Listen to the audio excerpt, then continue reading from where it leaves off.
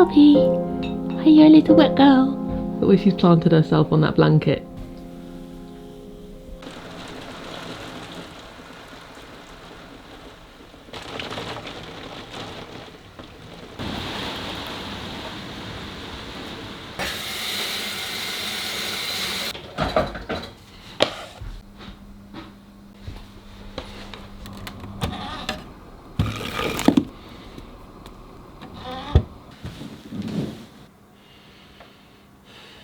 Good morning everyone. The sun is actually just started to come out. It was super rainy and stormy this morning, which I kind of love in winter.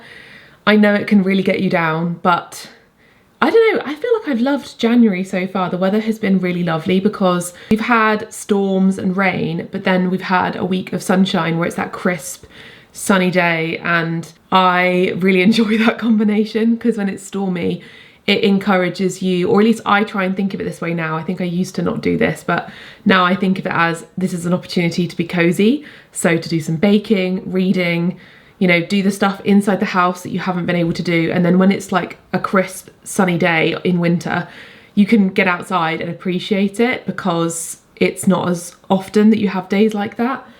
So this morning I was feeling really just the urge to do some cooking today. I want to make my cashew cheese because it's a sliceable cashew cheese, and I just wanted to start making more of my vegan cheese at home because I've got a bit tired of the ones in the supermarket, and just have a cozy day at home because that's what this time of year is for. If you have been feeling like, oh my goodness, it's the new year, all that pressure is on to, like, I don't know, get going and start a new exercise routine and be really productive. If that makes you feel pressured, I have seen more people talk about the spring equinox as a different start to the new year. I think a very long time ago, and I haven't actually looked this up before I've had this discussion with you, but I'm pretty certain the new year did not used to be when it is now. I think it used to be more celebrated, or at least some cultures still celebrate it more around the spring equinox because that feels like the beginning of life and newness coming in when the you know, flowers come out and when plants start to grow again and the days get longer. So if you don't really feel like New Year's resolutions or goals have ever sit right with you and you get a bit fed up in January, then just embrace feeling like you want to be cuddled up at home and you want to stay in and you don't really want to do much and you don't want to be productive and you don't want to start a new hobby. Just embrace the fact that it's winter and give yourself time to rest, and then think about those things when spring starts in March. I think it's late March that the spring equinox is. I have definitely set myself some like new hobbies and things, but they've all been lovely cozy ones. Like I had my birthday the other day. I'm officially 33. I had said to my family that I really wanted some colouring books and like paints, and I was so shocked how my mum and Alex both got me like the same gifts. I will show you later, but I got loads of new colouring pens and like a colouring book and stuff to start painting with. So I really want to set up an area in our garage where I can paint. I do have an easel in the attic, which I would love to set up. I think I might do maybe a bit of painting today, or a bit of colouring or drawing or something, because I used to love doing that. And I don't know what it is about my 30s. It's encouraged me to go back to the things that I used to enjoy. I suppose when you're in your childhood, you are encouraged more to do the things that you love. So you have extracurricular activities like art or music or sports. And then at least when I was in my 20s, I definitely had this kind of, I want to explore and do my own thing and be rebellious and, you know, just kind of challenge all those things. And then it's almost like my 30s is me coming back to myself. And that's a reflection I have every birthday. And it's even stronger this year, where I have this urge to draw, I have this urge to do more music, like I really want to do more music and get into maybe exercise that I used to enjoy. Like I've thought about running and just, I don't know, embracing that inner child, but doing it as an adult and realising that that is the joy in life. And things like reading, really did not prioritise reading enough in my 20s, and I'm loving it now in my 30s. So yeah, that's kind of, I spoke about it in my New Year reset, but that's kind of, I suppose, the approach to some of the intentions I have for this year. Some of these kind of coming back to myself and the things that bring me joy, that are hobbies that are outside of work or productivity that just make me happy and no pressure. Like if I'm gonna paint, I want to do it just because it makes me happy and I'm not pressurizing myself to do anything perfectly, which is a challenge. Oh look, it's raining again now. Let me show you. Can you see the rain? It's just focusing on the window, but it is raining. You feeling cozy, Roxy? Yes. This is a new little home addition. We've had this, I think, since before Christmas, and I haven't shared it with you yet. This is a reencle, and it's a home composter, and it is phenomenal. It is so, so cool, and I really want to tell you all about it. So we have composted our food for as long as I can remember. I remember when we lived in Brighton, Alex and I would take our compost to a local park that had compost bins, and then when we moved to our first home, we had compost that we would then put in a bin outside. Or would we take it to the, I think we took it somewhere maybe, I can't remember because Alex used to do it, but we had a compost, like a small little bin in our kitchen where we'd take it somewhere. And then since living obviously here with a garden, we have taken it into our garden. We've got a compost bin in the garden. But reencle is really perfect if you are someone who, like us when we lived in Brighton, would have to take it somewhere or it doesn't get collected, or if you want your own compost at home for your own house plants. There's just so many reasons why this could be useful to you. Or you just want to reduce your environmental impact and make your life easier, because it is so fantastic and it's so much better than the bin we had before, because we literally just had a bin, nothing else. This composts your food like straight away, and it's so cool. Alex is obsessed with it because of the technology of it and how fun it is. And I want to tell you all about it because I feel like so many of you will be intrigued by this. So you put your food waste in there like I did this morning, and it makes your food into nutrient-rich compost very, very quickly. So usually when I put stuff in the compost bin, it stays the same. And when I put it in the compost bin out in the garden, I don't know how long it takes exactly, but it takes months usually to turn into compost. And it's like at the bottom of the compost pile, and we use it on like our vegetable beds, that kind of thing. This turns 90% of your food into compost in 24 hours. And I always find it very fun in the morning when I do my breakfast and I put my like food scraps. So this morning I put my orange peel and leftover, I think it was some avocado or banana, put it in there. Then you can literally see later on when you go to make your dinner or whatever and put that in there that it's gone, because it's doing its thing, it's turning it and composting it all the time throughout the day. This is therefore perfect if you live in a city, if you're urban living, if you're living in a smaller space. Like I said, it would have been perfect for us when we lived in Brighton, but now we pretty much use our smaller compost bin for larger items. So there are some items I think they give you advice, like don't throw like an avocado pit in there because it's obviously very, very hard. That probably wouldn't compost. I put things like that in my other compost bin, but this is perfect for everyday scraps. It also makes tidying up a lot faster. I'm not having to carry my compost bin down to the bottom of the garden. I just chuck it in there and it's dealt with. So much simpler. Like literally the amount we had to empty our compost bin, I would always get Alex to do it because I could not be bothered. This has just made it so much easier to clean up. It's also odourless, our other bin wasn't. You don't get the fruit flies and the pests, which our other compost bin sometimes did. Very easy to use, like I said, it just makes the kitchen much cleaner. If you currently don't separate your food scraps from your normal rubbish, you will have a huge, huge decrease in the amount of rubbish that is in your bin or your trash. I know that Americans say trash, so when I say bin or rubbish, I mean a trash bin or waste, I guess. You'll notice how much less waste is in your bin liner or in your trash bin. What do you call it, a trash bag? It is crazy the difference. I notice people around us, they have so much more rubbish when they are putting them out on the road for the rubbish men, for the collection. It's so much less. We have so much less. Some weeks we don't put our rubbish out because there's so little in there, because most of it is usually food scraps.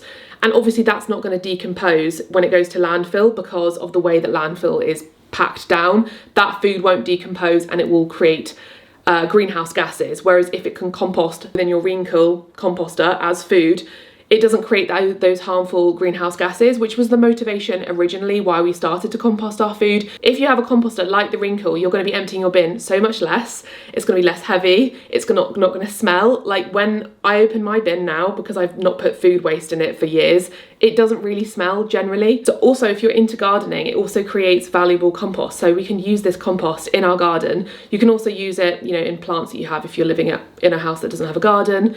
in your house plants, or if you've got just a small outside area for potted plants. I feel like it's just such a lovely thing to have to be more sustainable, a very easy lifestyle switch. It's very convenient, it's clean, and it's one of those things that if I go back to like the beginning of my journey to thinking about living more eco-friendly, living more sustainably and consciously, composting my food was one of the top things I knew was super, super important for me individually and my impact personally. Because if half of your food that you're putting in the bin is just going to landfill and creating those greenhouse gases, and you can eliminate that by composting your food instead, it just makes complete sense to me. On top of obviously the food that you're eating, but it just is such an easy lifestyle switch that just makes such a big difference to your personal like eco footprint. And yeah, I have had such a fun experience with reencle so far. So it's got these buttons on the front, obviously the power button. It's got dry, purify and open. So if you press the open button, you probably see how it's already turned some of those food scraps, how it's like moved them around a little bit. So you can see the compost that's being created in there. We've just put it underneath our island, which is kind of like the perfect spot because we've got our chairs there and you can plug it in easily. It's also like close to where we are, like always preparing food and cooking. Sorry, I'm just charging my batteries there. It also has a little sensor at the bottom, which Alex is gonna show you. So you don't have to touch it if your hands are full. So if you've got like dirty hands because you've been cooking or whatever, you can just use the sensor, which obviously is very convenient and very clean. So you can kind of keep an eye on the compost, and if it's a little wet, you can press the dry button to dry it out a little bit, depending on what you put in there. And then purify is to reduce the odor. So that's what I was talking about, how it doesn't smell. So obviously compost does smell. So if you open it and you get a scent, you press the purify and it will make it so it doesn't smell anymore. So it does something with the filter. And I feel like it's not that big, like it's quite small. It's basically the size of a small bin. And if you already have a bin, I feel like this is going to reduce the size of your bin because you're going to be putting so much of it in here instead.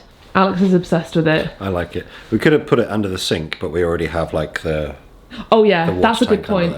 You can get it under the sink because you can get like plugs fitted, because we've got a plug under our sink for our hot water tap, but because of that we couldn't fit it under there. But you could, yeah, put it away in a cupboard. I've been enjoying messing around with it. Yeah, you've been learning all the details of what you can do with it. And then the idea, the idea of just taking it out and putting it on the beds, or like mixing it with soil. Yeah, exactly. It out would be really nice. And also I was saying how much less we have to take out the compost bin, because we used to have to take it out like literally every day or every other day. So annoyed with this. You just like chop it up or just put it in there and then it just compacts down. Yeah.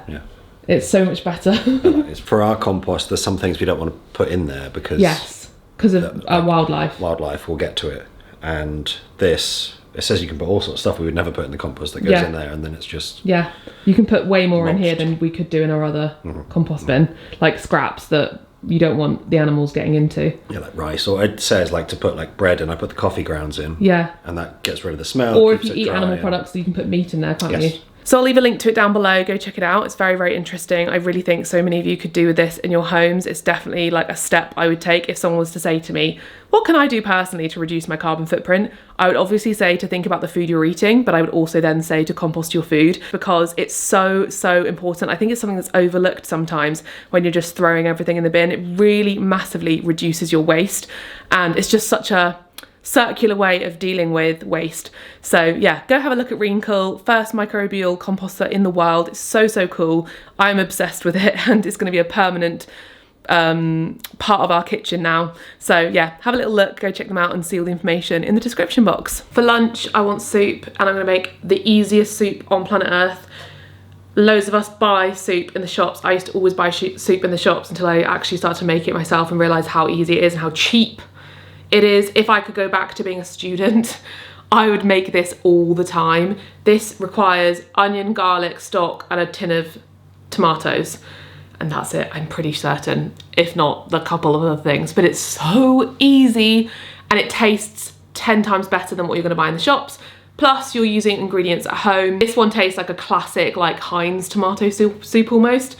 And it's very, very comforting and cozy, and I make it all the time when I can't be bothered to cook lunch. So the ingredients are very easy. Tomatoes, I've only got cherry today, but I think on the recipe it says 4 tomatoes. So I'm going to use extra of cherry. Garlic, onion, basil, and chopped tomato, and then stock. So we get a stock cube, callow stock, and if you want the best chopped tomatoes, mutty is the best flavour. Highly recommend. but you can use anything. If you're on a budget, use the cheap old, well, I would always say the chopped tomatoes, because you can get really cheap ones that are super, super cheap. Go for the one up from the cheapest, because it will taste better for a tomato soup, because that's the main flavour. If you're cooking it in stuff, you don't have to worry so much. And it's that easy, it's very, very simple. So I'll show you how I make it. So you start by just frying an onion. You can use brown or red. This is just red that I had, in a generous amount of olive oil. And fry that until it's softened. And then add garlic. And fry for another minute. Now add some tomatoes. Tomato puree. A tin of chopped tomatoes. And vegetable stock. Now we have our gorgeous soup. It's that easy. You just bring this to a boil, reduce to simmer, and then cook for 5 to 10 minutes. And then we can blend and you have the perfect tomato soup. It's so easy and it tastes phenomenal. And look, we've got all our veggie scraps and they can just go straight in there. So easy. I actually wish you could smell this. It smells like heaven on earth. Now we have our lovely soup already. We can add a bit of basil, salt and pepper, and then blend it. I just use an immersion blender, or you can use a blender, a normal one.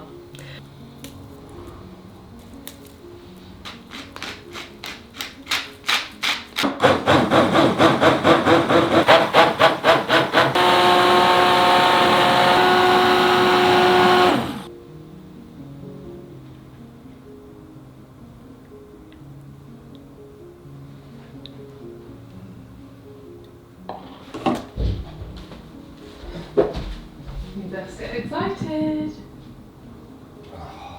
Your favourite.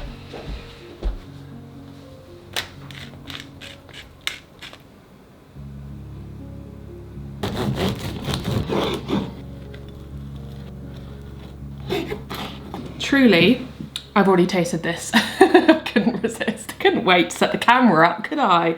This tastes like childhood. How magical, look at this sun coming through. I love a runny soup because I think tinned soup is like this. That's why I've made this one on the runnier side. But if you prefer a thicker soup, just reduce the stock to around 750 ml, or maybe somewhere between 500 and 750, and kind of add it and see what you think about the consistency. But I do love a runny soup, especially when it's tomato. The texture here is key when it comes to replicating that childhood memory of Heinz tinned tomato soup. Do you want to come try it? Alex came in the door and he was like, ooh. I don't think you told me what soup you were making, just that it was soup. It is your favourite, isn't it? Yes. Mm. And Alex also made this loaf. I can't speak, what's happened to my voice? I made this loaf. Alex also made this yesterday, so I'm like choking on the bread. He made this last night and it's such a good loaf of bread. I'll link the video for how to make that, and also, my voice sounds funny. And also we have a whole ebook on how to make loads of different kinds of bread. So if you want to learn how to make homemade bread, we cover it all in that book in detail. It's nice and sunny now. It is, isn't it? The thing about this soup though is I could have a bowl of it and then I could just have another bowl of it again straight away. I could probably eat half the loaf just going through the soup. Doesn't it taste just like Heinz? Mm-hmm. Which confuses me because there's no cream in it or anything. You could add some vegan cream. There's the Elmy one. Elmley? Elmley. Delicious. Perfect lunch in winter.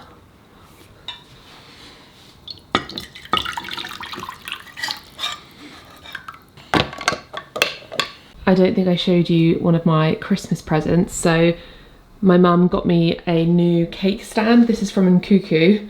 I did have another one. This one is slightly different because it's raised from the table. I had one that was flat, but Roxy, this little terror, she jumped up on the table once when it had a banana bread inside it and smashed it. So my mum kindly got me this for Christmas. And Alex made some shortbread the other day. This is some shortbread from my cookbook, Make It Vegan. This is orange and chocolate shortbread. And I think he actually made, there's like dough in the freezer that we can make some more from, which is lovely. So I'm gonna have some shortbread and a cup of tea.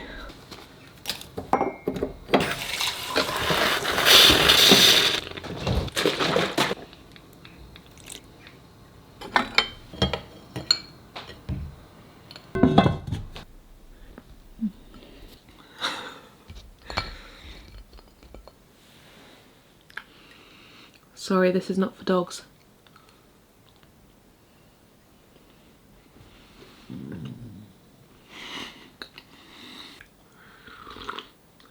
Tea fixes everything.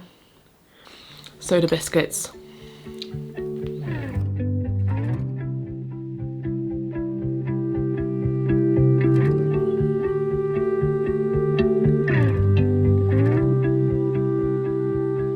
I could sit around and wait all day.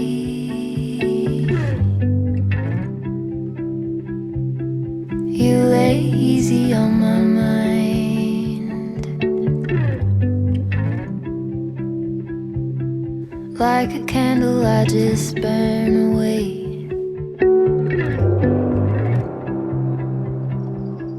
All we really have is time.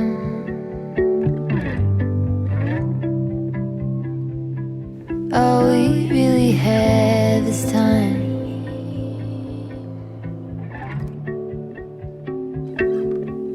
I don't wanna waste it on anybody. Take it with anybody but you. Okay, I haven't spoken to you in a while because I just got on with cooking dinner, but I have made a dal, which I will link a recipe for below. So all you have to do is sub the tomatoes for coconut milk. I started the recipe with leek and carrots. Sometimes I do that because I get carrots and leeks with Riverford and it's a nice switch from onion. We have some roasted broccoli with just garlic, olive oil, salt and pepper. And then we have some roasted chickpeas, which I sprinkled with salt and pepper, chili powder, and also dukkha for a little bit of a crispy chickpea to go on top. I just really fancied it, I don't know why. And then we have some rice. So it's gonna be a really lovely dal with some sides, and I often do this because it means you have leftovers that can be used for different things. So for example, tomorrow I might have just the dal, but maybe on another occasion I make something else and I want the roasted broccoli with it, or the chickpeas are quite a good snack.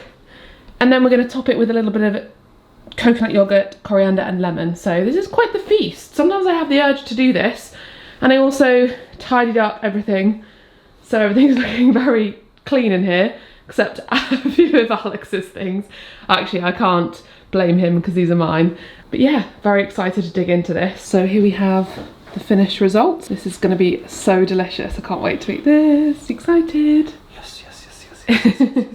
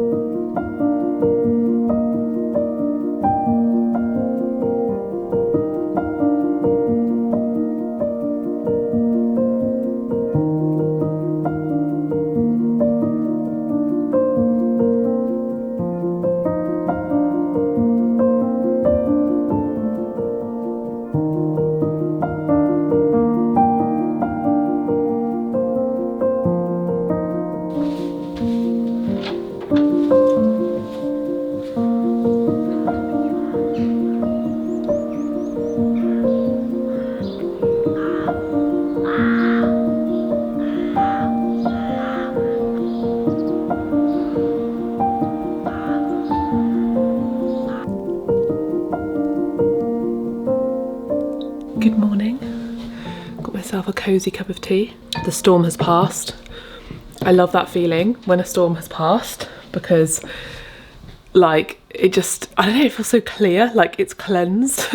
It's very cold outside today, very crisp. I'm really tempted to do some gardening today, so we'll see how I get on and maybe make that cheese I mentioned. So yeah, Alex and I were adding mulch to our vegetable beds like in between so that we don't have to mow the grass. And also I need to just finish off the trellis we took down. There's still a few plants planted along that line, so I want to move a few of those and just do a bit of garden tidying. But we'll see, I'm not sure.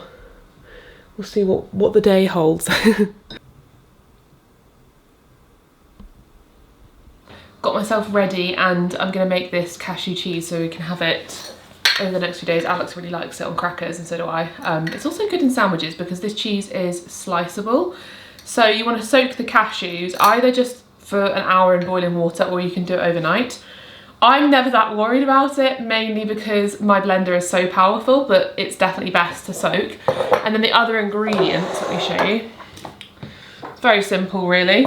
You want nutritional yeast, and if you're unfamiliar with this, it is commonly known as nooch. It's a very umami tasting ingredient that adds that kind of nuttiness, that cheesiness. It's really common in vegan recipes because it adds that flavour, and it's also got a lot of B12 in it too.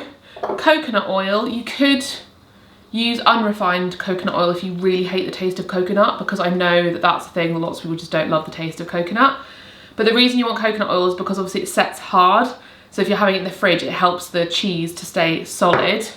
Some garlic and lemon, and then you can season it however you like. I do salt and pepper and a little bit of paprika, but you could do some mixed herbs. In fact, do I want to do that? No, I'm just going to do a bit of paprika because it adds a bit of smokiness to it. But yeah, the other options you could do would be some dried herbs like oregano or basil, or you could make like a spicy cheese, so you could put some chili powder. You could literally do anything. Any flavoured cheese that you like, you could give it a go and add it in there. And also garlic.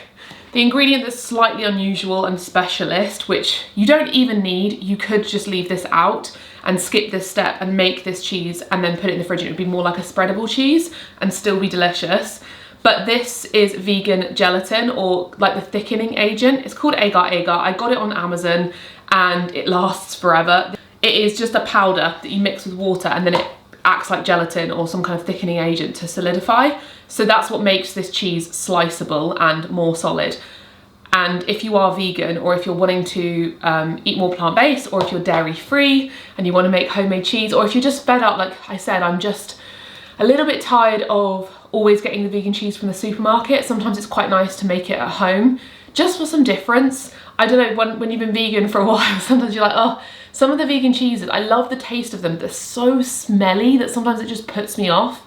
When I open the fridge and I'm like, oh, do I really want that to go on my pizza? I know it sounds ridiculous, but sometimes I go through phases like that. Like at the minute, I'm preferring the kind of cream cheeses over the actual solid cheeses. And I don't know if you've watched me for a while, but you probably notice I always kind of change my favourite vegan cheese because I end up going off of them. So I've just put boiling water on top of half a cup of cashews. The recipe is linked down below, by the way, for you to follow with pictures and everything. And now I'm just gonna get all the other ingredients measured whilst they soak. And then for a container, these little ramekin dishes work really well. What were these from? I don't remember, but they definitely came from maybe like a pate or something I bought. They're both the same. So I feel like something I bought from the supermarket came in this, and then you can use them. Any ramekin that you have, like the goo ones as well. So these smaller ones, you can use a couple. Any ramekin or really small bowl will work. And you just want to prepare these by oiling them so that when you actually make the cheese, you're not frantically oiling them afterwards. So I'm just gonna grease these so that the cheese can come out. Just gonna use the coconut oil.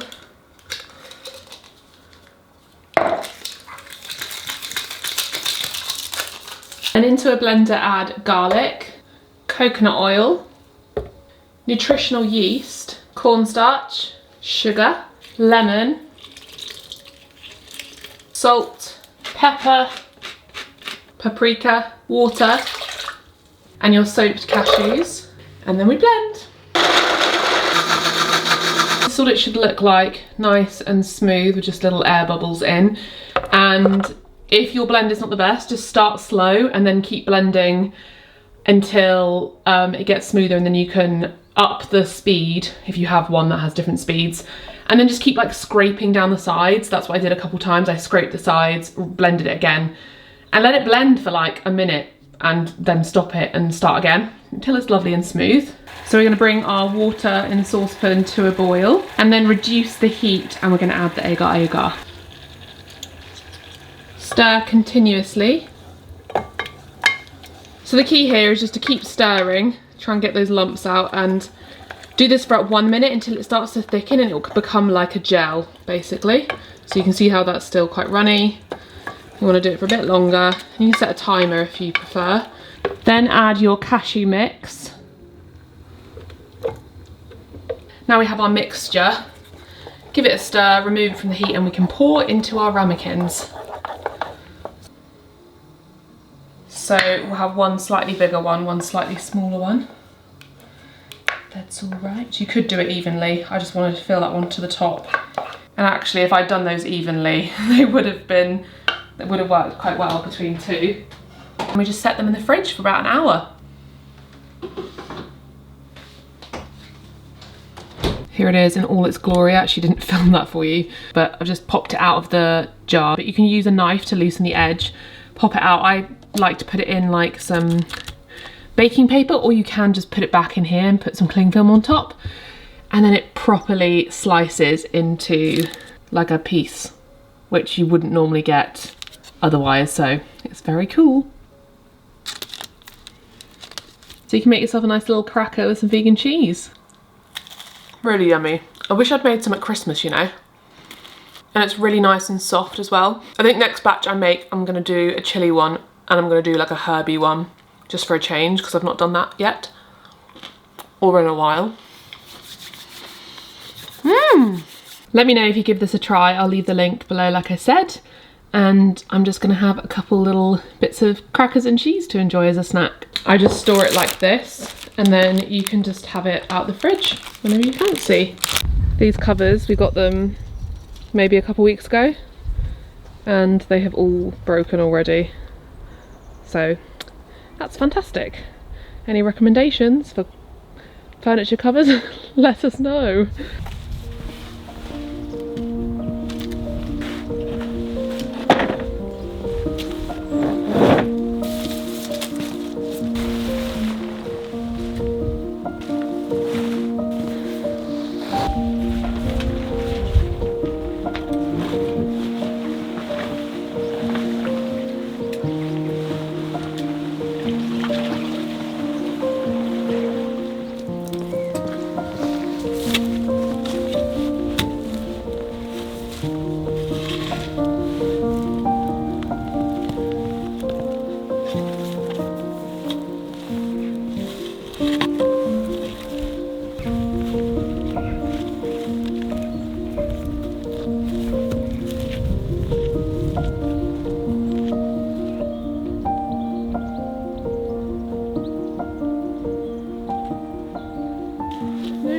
So on the iPhone, you can do it where you take a picture and you swipe up, because I don't have the subscription to picture this anymore, and it tells you what plant it is.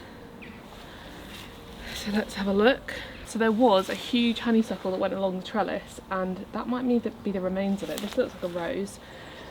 But obviously it's sprouted up here as well, and when I mentioned about like planting the honeysuckle somewhere else, loads of you said just get rid of it because it's invasive and it will forever be taking over.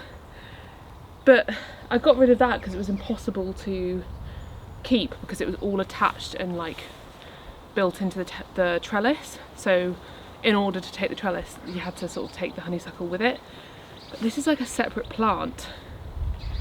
I'm kind of tempted to plant it somewhere else, because they are quite pretty and they are evergreen.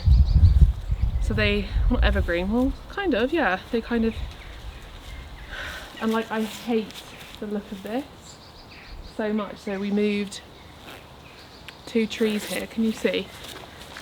If you missed this kind of process more recently, this is a dogwood, and then this is I think it's like a snow magnolia or something.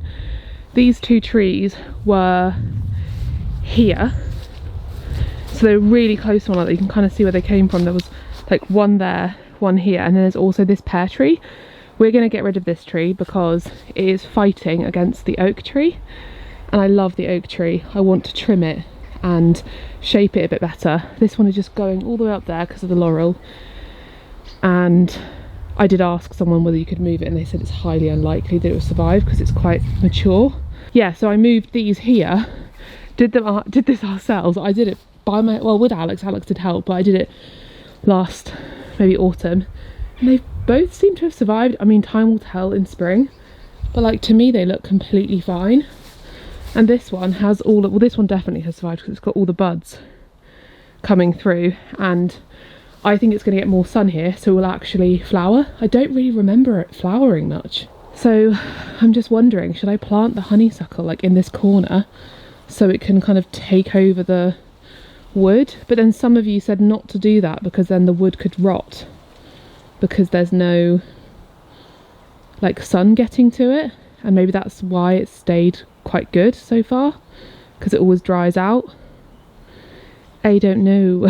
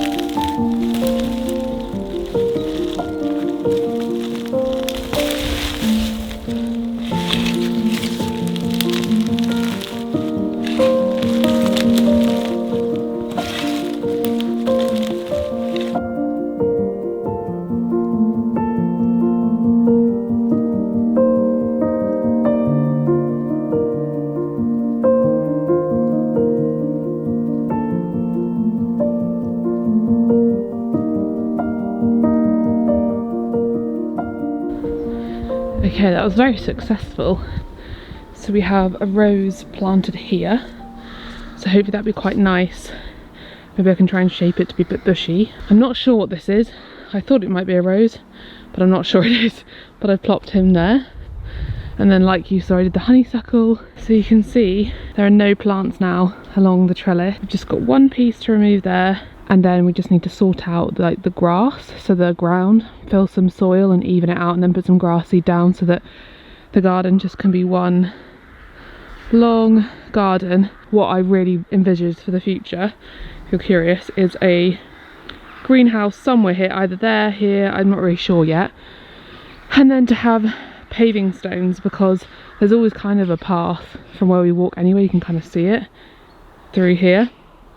And we have loads of spare ones, so I'd love to have paving stones go all the way down to the vegetable garden and into the greenhouse, and then it would kind of cover that compost bin a bit. But yeah, very happy with that gardening day. I also planted another rose here. That was a very lovely, successful little gardening afternoon. I'm gonna go to the cinema now with my friend. We're seeing the Robbie Williams musical, because she messaged me like, no one wants to see it with me, but it's supposed to be amazing. And I was like, I really want to see that, but Alex didn't want to see it with me. So we're gonna go watch that and then have some food at the Butter Market in Red Ruth, which we went to on my birthday and it was great. So really lovely evening. I'm looking forward to it.